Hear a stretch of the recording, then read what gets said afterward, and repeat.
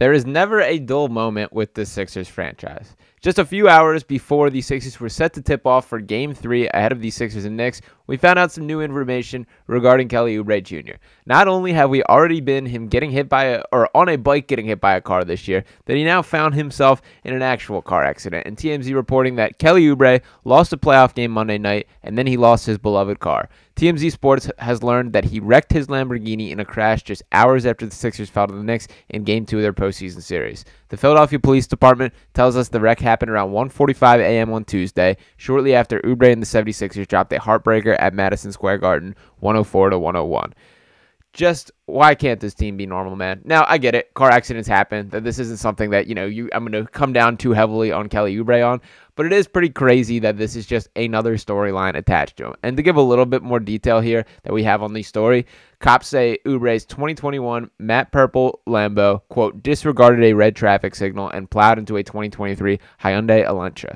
Thankfully, cops say no one reported any injuries. However, they did say both vehicles needed to be towed from the scene after sustaining damages. The Sixers tell TMZ Sports the organization was aware of the accident. So glad the Sixers are in the loop, fully aware, but just very frustrated that this is another distraction. Now, clearly, it seems that Kelly's at fault here, that he blew a red light and got in an accident. The most important thing is that no one is hurt here, and obviously, that is what I'm grateful for in this situation. But it is wild that we're with Kelly Oubre. I wish I could just talk about basketball, man. That he's been great this series, and I am about to dive into that in a second. But once again, this comes just a couple months removed from Kelly Oubre being allegedly hit by a car, with the police being unable to find footage on his bike there in Center City. Now, we haven't heard really anything about that story. That just kind of died down to this point. Now, I will say from the personal side of things here that the area that he is alleging that it happened in, there's just no way that this did not happen on camera. That is like Center City, that there's hundreds of people going on there on a minute-by-minute basis, that there's no way this 6'7" dude who plays on the Sixers just managed to get sideswiped by a car and no one saw it. But I'm also not calling him a liar, and I also do believe that there is a chance where this happened pretty soon after he moved to Philadelphia, that he didn't have a good feel for where he was, described it incorrectly, was, heading to the hospital pretty roughed up, pretty stressed out, and didn't have a good mindset there for where exactly it was. I have not heard anything regarding the outcome to that, and this is something that to me it's water under the bridge. Whatever, they can sort that out individually, and something that doesn't have to be in the public eye by any means.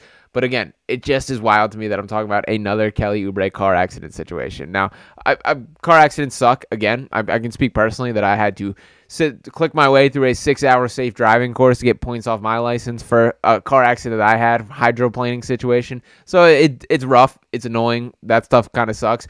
But the bottom line is, again, I just want to be focusing on basketball with Kelly Oubre Jr. So let's do that now, and let's talk about what this guy has brought to this team. Now, in Game 3, once again, just 3 days removed from him getting in this car accident and wrecking his Lamborghini there, that Kelly Oubre produced 15 points, 7 rebounds, had 3 assists, 2 steals, shot 6 of 8 from the field and 2 of 4 from 3. Also got to the free throw line twice in that matchup. He was the 3rd leading scorer on the Sixers team behind Joel Embiid and Tyrese Maxey. And that's kind of the Kelly Oubre that we've seen this year, that he has emerged as the 3rd option on the Sixers team, and he has been a difference maker in this series specifically. This is the first time that he's kind of shined in the stat sheet, that he's held to 4 and 10 points throughout the first 2 matchups of the series. But the story has been on the defensive side of the ball, that he's been absolutely terrific guarding Jalen Brunson. He has been the primary guy that has taken on the challenge of guarding the Knicks star, using his length, his 7-foot wingspan, to swallow up the kind of slate of size Jalen Brunson, a guy who stands around the 6'1" type category. Not sure what he officially measures in at. I think he's a guy that is is listed at a little bit taller than he is in actuality. But the bottom line is Oubre is taking advantage of that size difference, and it has been a bit of a difference maker overall. Now, the Sixers did guard Brunson a little bit differently in Game 3. Brunson definitely had a better job finding his flow, that he dropped 39 points in the process in that game. They played much more matchup zone rather than keeping this Kelly Oubre-led tactic, and what that essentially means is that Brunson can pick his spots better. That rather than Oubre following him around the entire court, that Brunson's able to kind of choose his area where he wants to attack. And to be honest, I think he had his way with both Tyrese Maxey and Kyle Lowry a little bit, that he did seem to attack those matchups a little bit more whenever he got the opportunity there. So it is a hat tip to Jalen Brunson. He is still a very good basketball player, and you're not going to keep him down forever. But the bottom line is these Sixers got the result. And when speaking about the offensive impact of Kelly Oubre, I'm of the mindset that, the Sixers should absolutely lean into getting this guy going offensively. For starters, that they just need another guy to step up, that even in Game 3, the supporting cast still was not good enough, that it took Joel Embiid scoring 50 points and putting the team on his back for them being capable of getting that done. And then in general, when we speak about Kelly, like, he's done so much dirty work for this team, that he has been the defensive guy. He has been the low usage guy, playing off ball, hunting for offensive rebounds, doing the little things that it takes to win. And I give him a ton of credit for that.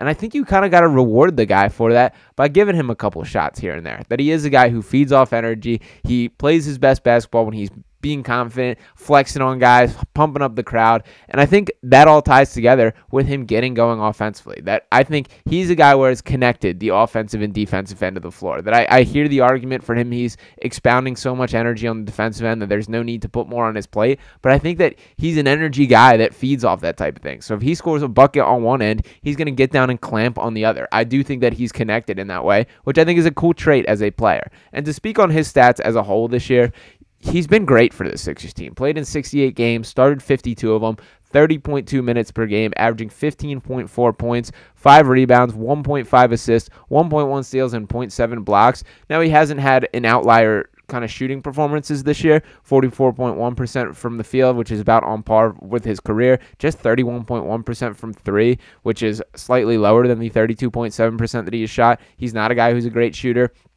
But what he has figured out this season, I feel, as the season progressed, is something clicked in his brain of, I'm the biggest, strongest, most athletic dude on the floor, and I'm just going to attack the rim. And when he does that, when he keeps the game that simple, he's a great player for the Sixers team. And specifically with the three-point shooting, obviously, you wish the numbers were a little better, that I wish he was a little bit more dangerous. Even when we're talking like the 34%, it does change the picture a little bit.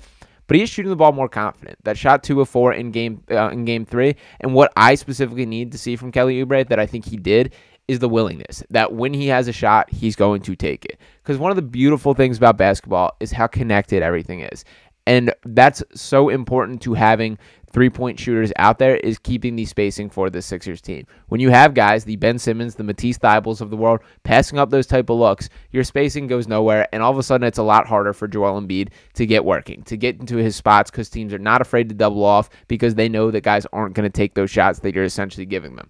Kelly showed a willingness and a capability to knock those down, going 2 for 4, and I do think that's something that they can build off moving forward. So once again, he has been terrific defensively. I do think he's just getting started offensively, and he really has emerged as the third option on the Sixers team. And when you speak about Kelly's role, like, this is new to him. That he is a guy who, for starters, hasn't been in the playoffs since the 2017-2018 season, and he's never been in the playoffs with this particular type of role. That he has turned himself into kind of a nitty-gritty dirt work guy. And that is a huge testament to him for physically being capable of doing that, to taking adjustments, as when you look back on his career stats, like a 20.3 point per game shooter with the Charlotte Hornets last year, shooting about 5 more shots per game. It's much different than what he's looking at this season, and it's cool that he was able to turn a page, accept that, and find ways to impact winning in the way that he has. So I do think we're just getting started with Kelly Oubre.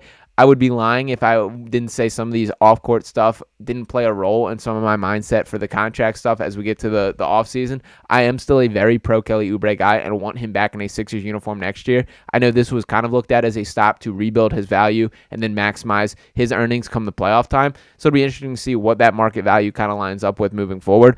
But I can't thank him enough for what he's brought to this team. They do not win as many games as they do if he is not a part of this. And frankly, he's going to be a huge part of this playoff run for the entirety, particularly as we are hard on guys like Tobias Harris. Somebody has to take those minutes, and Kelly Oubre has been the beneficiary of a lot of it. So shout out to Kelly.